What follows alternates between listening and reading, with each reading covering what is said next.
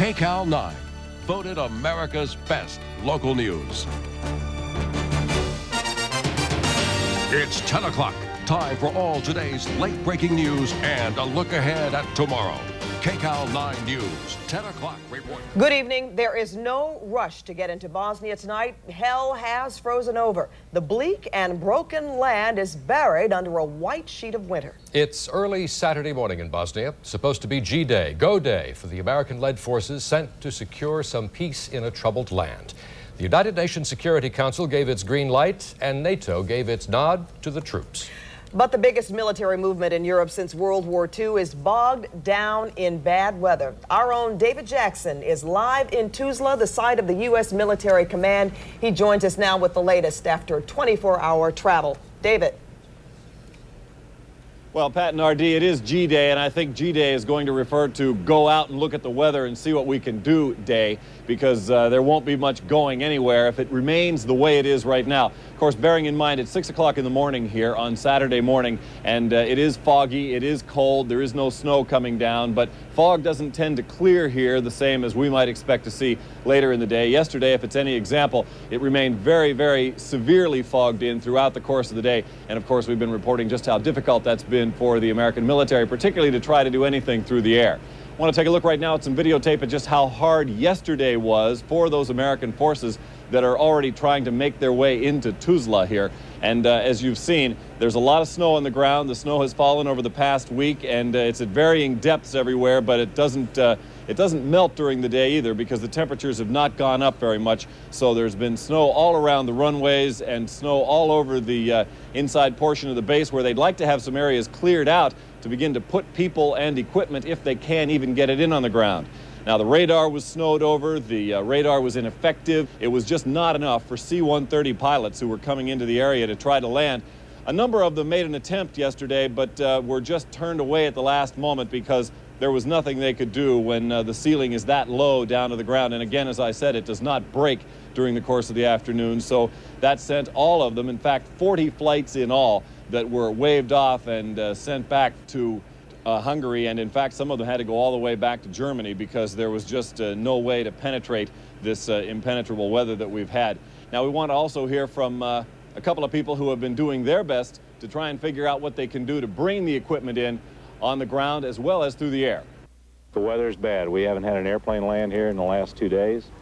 Now, one of the problems that they have as well is that even though the air has been as difficult to penetrate as we've seen, the story is equally true on the ground. There is no road traffic in and out of this area from Hungary, and that has to rely on lots of engineering. There will be bridges to be built, roads to be constructed. So even though this now shifts gears into more of a ground-based effort, that's not going to be an easy effort as well. Back to you, Pat, RD. Well, David, we know you had a difficult time getting in yourself, but that's why you go to these places, because you can always manage to get in, David. We're real proud of you. But it was a 24-hour trip, and hey, let's give it credit where it's due. We know some network folks couldn't even get in. It was one of the most difficult, relatively short journeys that you can find almost anywhere in the world, because you would expect, looking at a map, if you take a look at the distance between the town of Split, which is on the coast, and here in Tuzla, it's really not that far. It's about 250 to 270 land miles, but that is a narrow, winding track that really never goes much beyond just a small 2-lane road. And with the problem of the weather being the way that it has been, and that road not a very well-maintained road, you have a variety of problems. Not just is it muddy and impassable in some areas, but if you have any depth of snow, there's really nobody out there to clear the snow away. So you have large trucks that are jackknifed, and all sorts of problems with the traffic itself that are on these roads. And there isn't a whole lot of traffic, but they hit bottlenecks at certain points like that, and there's just nothing anybody can do. We had to sit in one particular jammed up area for, I think, 4 to 5 hours actually in the car. At one point you're looking at it thinking, well, we're not getting out of here. Everybody's going to live in the car, sleep in the car, and you start looking around to see how much food you've got with you and whether or not you can come up with some kind of water. David, you alluded to this earlier. Not all of this equipment can be brought in by plane. The 1st Armored Division has a lot of heavy equipment. They're moving that down into southern Hungary. They're going to bring it in overland. What sort of obstacles do they encounter given the conditions you had getting there? They have the same kind of conditions, RD, that I faced, and they also, in fact, on that particular journey right now, don't even have a clear road all the way through. They have to build at least one major bridge that'll become a pontoon bridge. These are bridges that were knocked out during the course of the war. They have to put that back in place. Now, it's said that that can be done in a short period of time, even perhaps a day or two. But when you're working in these conditions, it's this cold, and if it should snow or rain again, it just makes it that much more difficult. It's a quagmire of mud any direction you go out of town here. It's not going to be a fast journey for anybody to try to put that together. I would be pessimistic on the timetable of bringing anybody in by land. Well, that doesn't appear to be a problem, does it, today? I mean, everything seems to be relatively quiet, at least where you are. We heard of some problems yesterday after they signed the peace accord there, but where you are, everything seems to be pretty much quiet, normal. It's pretty quiet. In fact, I think in terms of the military's interest in everything here, it's a little bit too quiet, Pat, because they wanted to be able to bring at least these aerial flights in, and I just don't think they're going to be able to do that. At least that's what we can determine from this early hour in the morning. We just like to see a little bit of a break in the clouds and maybe have the ability to bring those in on the ground. Perhaps we want to go to a videotape right now that shows us some of the activity that's taken place just in the last 24 hours here. We did see the President Izbegovic come back to Sarajevo with a signed peace agreement in his hand, of course, from Paris, and he's very happy about that, back into what has now become his capital city, and he being a Bosnian Muslim and being in charge of the Bosnian Muslim Federation, he's back in his hometown. But there are lots of other problems to go along with this. Of course, the wild card remains Radovan Karadzic, who yesterday said the formal declaration of war has now been lifted in Bosnia, but he made a clear point of saying the exception is the area in and around the city of Sarajevo, because that is, of course, going to be the front lines in a variety of regions there, the suburban area around Sarajevo, where you have Bosnian Serbs and Muslims at each other, right directly on a number of lines that are really a difficult ceasefire line to sort out. You have to look at the map of the city to realize how intertwined everybody is there.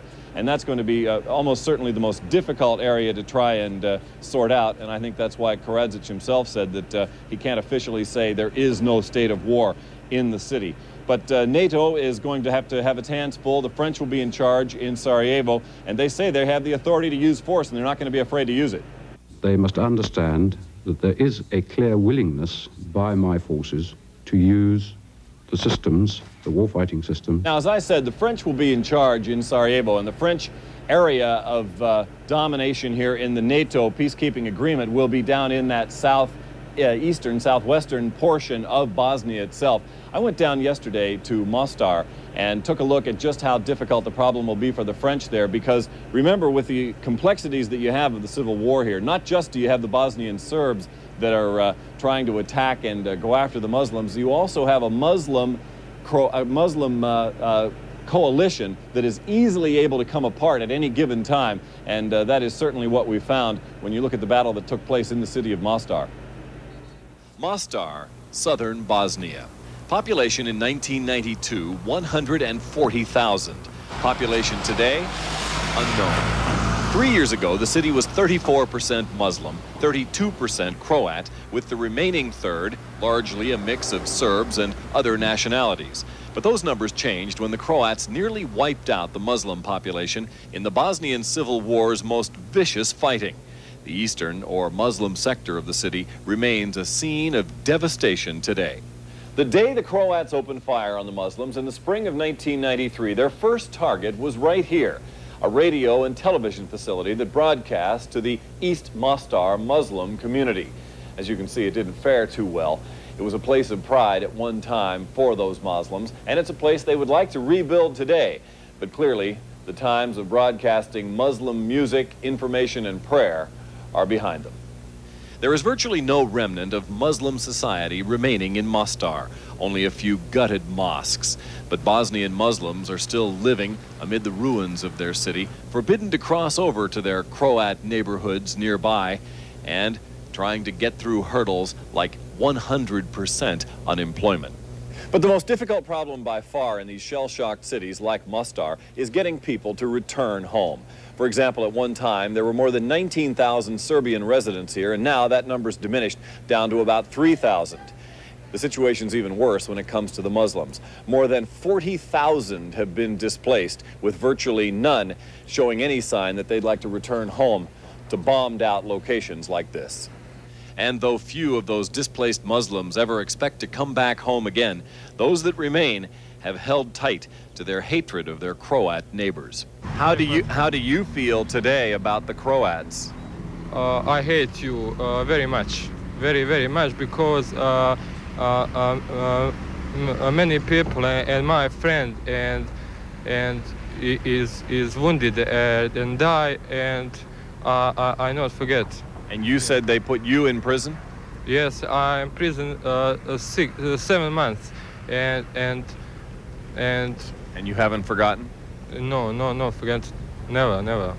Armin is a Muslim who has decided to stay in his shattered city, and his attitude against the Croats is not likely to change soon, which has made the job of European peacekeepers in Mostar nearly impossible. They say that refugees will never come back. As we know, not all the people are willing to return. We have polls and estimations, and according to this, about 40% of the people don't want to go back, don't want to live with their neighbors who had expelled them. But the other 60% must have the possibility. Plus, there's the ongoing, gripping problem of the weather. Our mandate is expiring in July '96. And we know the problems here, and we know that we can't solve the problem of refugees and displaced people in this city till July next year. It is absolutely impossible. The remaining job is impossible before the Europeans leave in July of next year. That's what they believe, and that is their optimistic assessment. And again, that's a European peacekeeping force that has been in place in Mostar. That is not connected to the NATO battalion that'll be there under French command, but that is a European force that's been in place, and as I say, as you can see right there, not very optimistic about what they face when they pull out in July. NATO will remain in place, though, for the course of another 6 months until December at the end of the year. Reporting live from Tuzla, I'm David Jackson. Now back to you. Pat, Artie? David, one more quick question. As you know, the peace agreement calls for the resettlement of refugees. Any sign of refugees on your journey in the last 24 hours? Artie, you see refugees everywhere along the road, but you don't see any sign that any of them will be returning anytime soon to their original homes.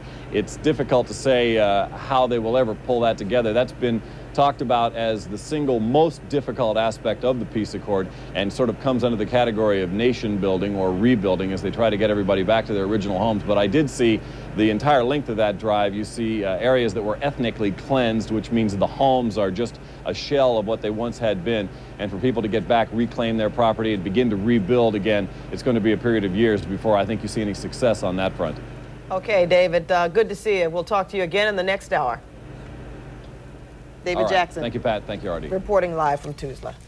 KCAL 9, voted America's best local news.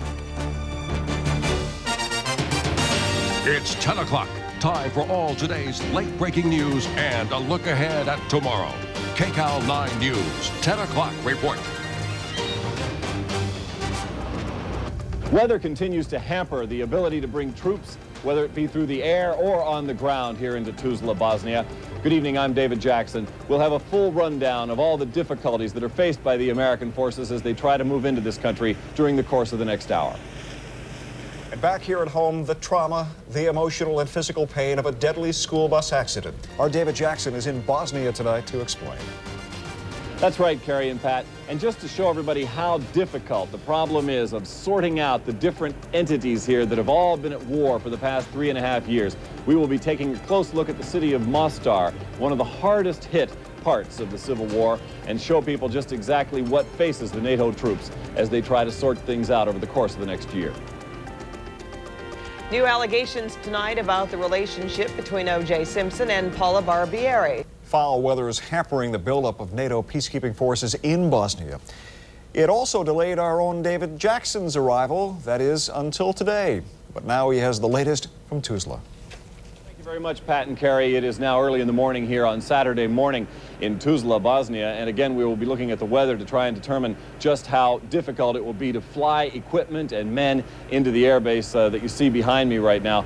It's very foggy early in the early hours, and we're hoping that it's a better situation than it was yesterday. Yesterday, we had a fog that did not break during the course of the day. And today, we're hoping that perhaps there will be a little bit better luck and something can come in by air. It's going to be just as difficult to bring things in by ground, but we're hoping that something can come in by air. I want to take everybody right now south of where I am, down to the city of Mostar, where the French will be in dominant control there under the NATO forces. But I want to give you an idea just how complex the battle has been. The day the Croats opened fire on the Muslims in the spring of 1993, their first target was right here, a radio and television facility that broadcast to the East Mostar Muslim community. As you can see, it didn't fare too well. It was a place of pride at one time for those Muslims, and it's a place they would like to rebuild today. But clearly, the times of broadcasting Muslim music, information, and prayer are behind them. There is virtually no remnant of Muslim society remaining in Mostar, only a few gutted mosques. But Bosnian Muslims are still living amid the ruins of their city. But the most difficult problem by far in these shell-shocked cities like Mostar is getting people to return home. For example, at one time, there were more than 19,000 Serbian residents here, and now that number's diminished down to about 3,000. The situation's even worse when it comes to the Muslims. More than 40,000 have been displaced, with virtually none showing any sign that they'd like to return home to bombed-out locations like this. And though few of those displaced Muslims ever expect to come back home. And tonight, the sky clears. The airlift begins. U.S. combat troops, members of Task Force Eagle, on the ground in Bosnia. Good evening, I'm R.D. Saul. And I'm Pat Harvey. As the buildup picks up momentum, we'll have exclusive live coverage. I'm David Jackson, live in Tuzla, Bosnia, where American men, as we just heard, are finally on the ground, and that was no small achievement. We'll have complete live coverage coming up next on The World Report. Also ahead, it's happened again. Parts of the federal government shut down. That's right. A 5-day fog lifted, opening the door for the first transport planes, with a flood of ground forces poised to follow. Well, our David Jackson is live in Tuzla tonight, the center of the huge American buildup. David. Well, Pat and RD, Monday was, in fact, the day we've all been waiting for. The first real break in the weather after almost a week of being socked in here under a very heavy and a very cold fog. And as you mentioned, it's a multi-pronged approach that is putting a lot of American equipment and material on the ground here, most of it coming in by air yesterday, but of course arriving from Germany and from Hungary, and some of these flights even coming in from Italy. It really wasn't a lot to hang your hat on yesterday, but at least it was a start. After 4 days of impenetrable fog, the city of Tuzla finally reappeared under a gray sky. And more importantly, its UN-controlled airport was finally visible from the air. The first of what will be hundreds of C-130 cargo flights at last touched down just before noon. The wait has been agonizing for everyone, from a worldwide media contingent to the officers that have been planning the mission. And of course, getting into this area through the air is only half the battle, because those people that are struggling to try to get into northeastern Bosnia on the ground are finding it equally as difficult. The U.S. 1st Armored Division, headquartered in Germany, is bringing in plane loads of Humvees that had been scheduled for ground convoys. But that movement has been mired in southern Hungary, awaiting the building of a pontoon bridge into Bosnia. Plus, the roads from there to the Bosnian Muslim and Serb front lines are reportedly little more than muddy tracks. Muslim soldiers at those front lines are eagerly awaiting the NATO peacekeepers. After years of trench warfare, they say it is time for peace. I think it is a great thing for our people because of losing our people in the war. And the peace is the greatest thing that can happen to our people. Since this fall's ceasefire, the front has constantly been manned by rotating Muslim and Croat troops, just waiting for NATO and the Americans. As for the former UN peacekeepers, today the old paint began coming off, with new NATO paint taking its place. Their light blue UN helmets will also be toughened into NATO camouflage. We're starting painting all our cars in camouflage green. And also we got the new green equipment to our helmets, and we got our new green caps while we're waiting for our green berets. And tonight we're going to take off all our UN markings because today we're I4 and all wearing green. The C-130s are only spending minutes on the ground in Tuzla, enough time to unload a few Humvees, some equipment, and maybe a few of the thousands of men that'll make this trip. Then it is back to Germany until the entire 23,000-man force is in place. And I want to mention, since it's already Tuesday morning over here in Tuzla, you kind of have to update daily the weather reports and weather conditions. It's colder today than it was yesterday. Yesterday was really a rather good day in terms of the weather here, but there's really no way to predict at this early hour whether or not more men and more flights can come in through the air, because we really can't tell yet quite how low the ceiling is. But from the early look out here, just a little bit of snow coming down, the prospects are not particularly good. As for yesterday, of course, the American military very happy that they finally made it onto the ground at all. Talked to the former warring factions at table, very, very responsive. We asked for some reconnaissance rights and got them. They're more than agreeable to do what we wanted to assist us to getting in country. Their mission here is to provide force protection. They're specifically trained and organized to do just this kind of mission. And we've been training in recent weeks to hone all of our skills. It's our honor to lead the United States combat troops into Bosnia. And yesterday, of course, was such an unusual day in terms of the weather. They really jammed as many of those flights, those C-130 flights, as they could into the airport. Those are the lights you see behind me, or right here at the front gate of the airport. They brought as many of them in as they could. They even flew into the night, which is something I don't think they initially wanted to do. But because they had a little bit of room there and a little bit of visibility, and we don't know what we face today, they tried to bring in as much as they possibly could in that short number of hours that they did have that window. Pat and RD? Well, David, from what we can tell here anyway, it seems that the weather is really the only hitch at this particular hour. I mean, you talk to the troops who say they're glad to be there. The Muslim Croats seem to welcome them even coming over. It has been it's been a very nice atmosphere, certainly, for the military across the board, whether you talk about local residents, local Muslim or Croatian residents that are in this part of Bosnia, or if you're talking about the UN troops who have been here for quite a while, as we know, and who are, of course, very happy to see the Americans arriving, see any of the NATO forces arriving, and they're looking forward to transitioning, most of them, over into the NATO format as opposed to being under the UN flag. So you're right, Pat. Everybody pretty pleased about the fact that finally they're going to be here. And again, we have to depend on the weather, but other than that, you're right. There really hasn't been much of a hitch. David, certainly the military was putting the best face on getting some flights in, even though they had to cancel, what, 60 or 70 because of the weather. Do we have any idea outside the military spokespeople how far behind this deployment is, if it is behind at all?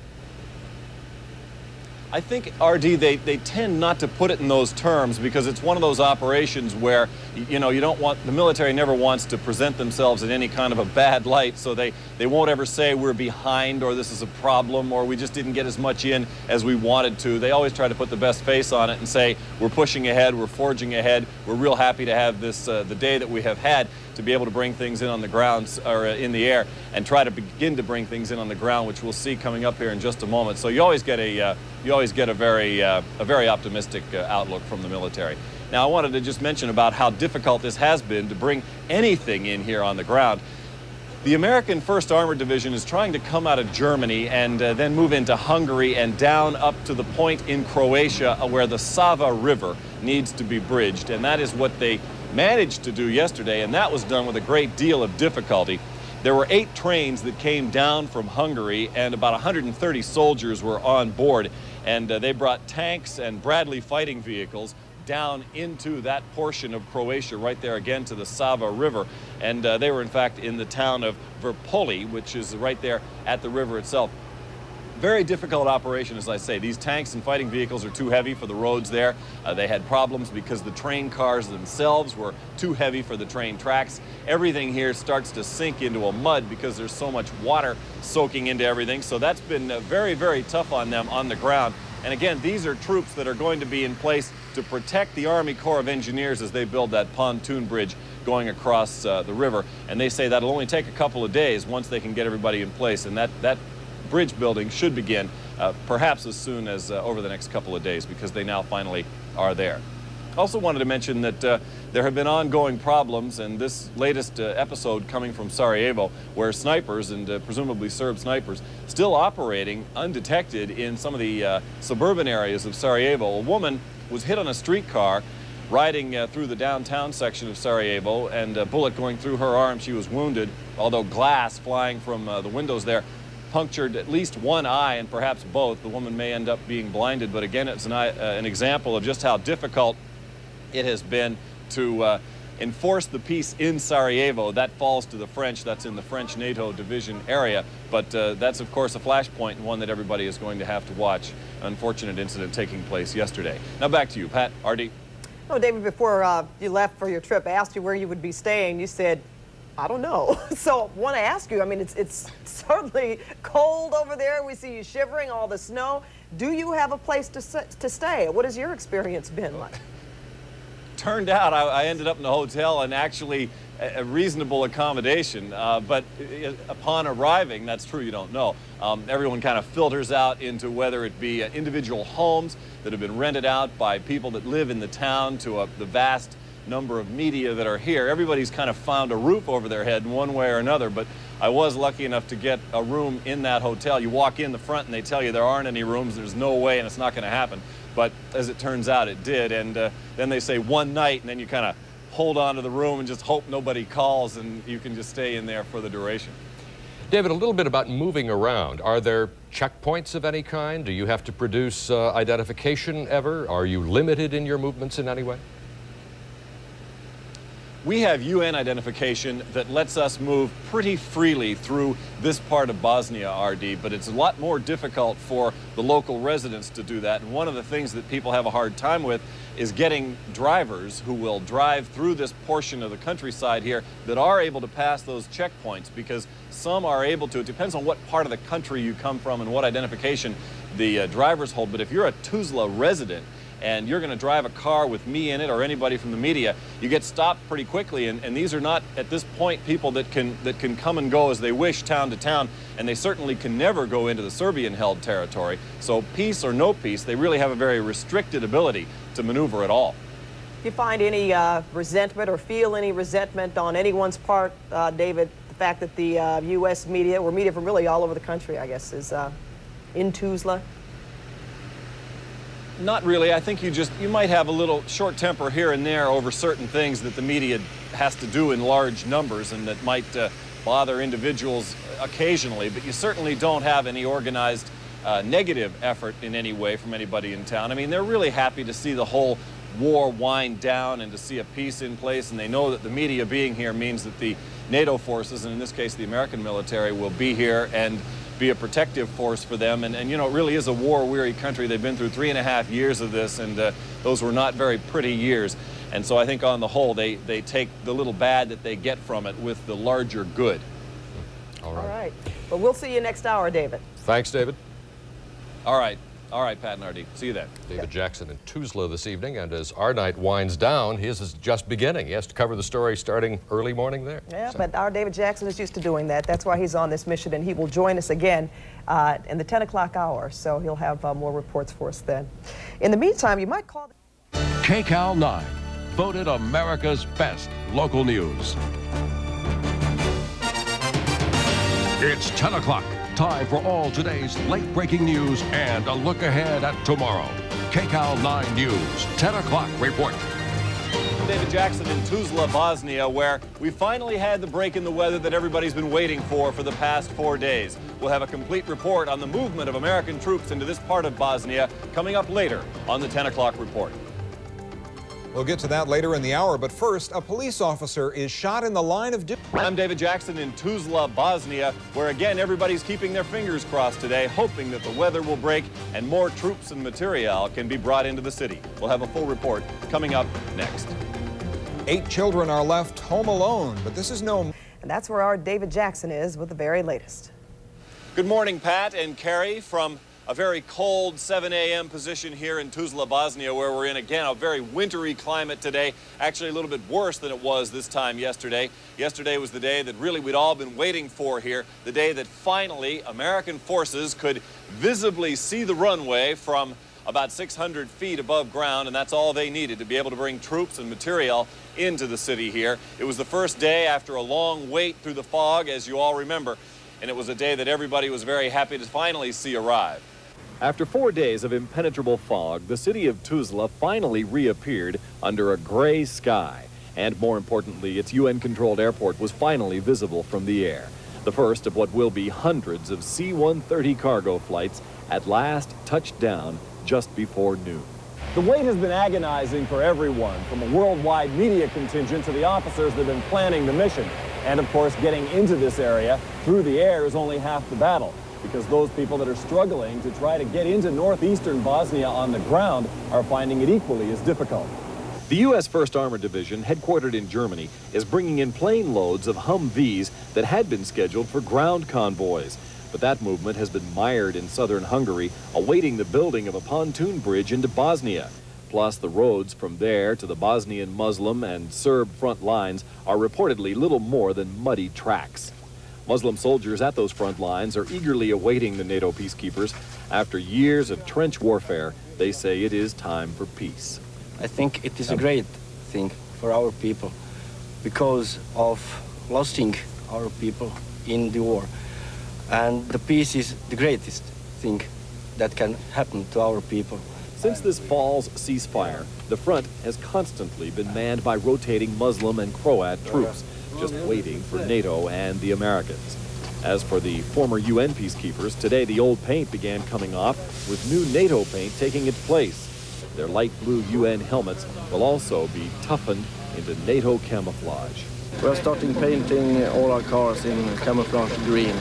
And also we got the new green equipment to our helmets, and we got our new green caps while we're waiting for our green berets.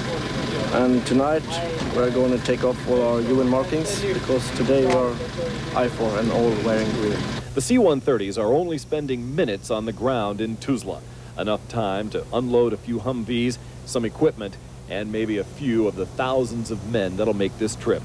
Then it is back to Germany until the entire 23,000-man force is in place. Now, as I mentioned a moment ago, today is considerably worse than yesterday, and you always have to remember that the weather is almost the major story here from day to day. We had that clearing for a while. We had no fog yesterday, but today we have a low ceiling, and we have a mixture of snow and rain coming down. May turn to snow if it becomes colder throughout the day today, and that may again put a damper on any movement, whether it be by ground or air, into Tuzla. Everybody right now at this early hour of the morning hoping for the best. Pat and Carrie, back to you.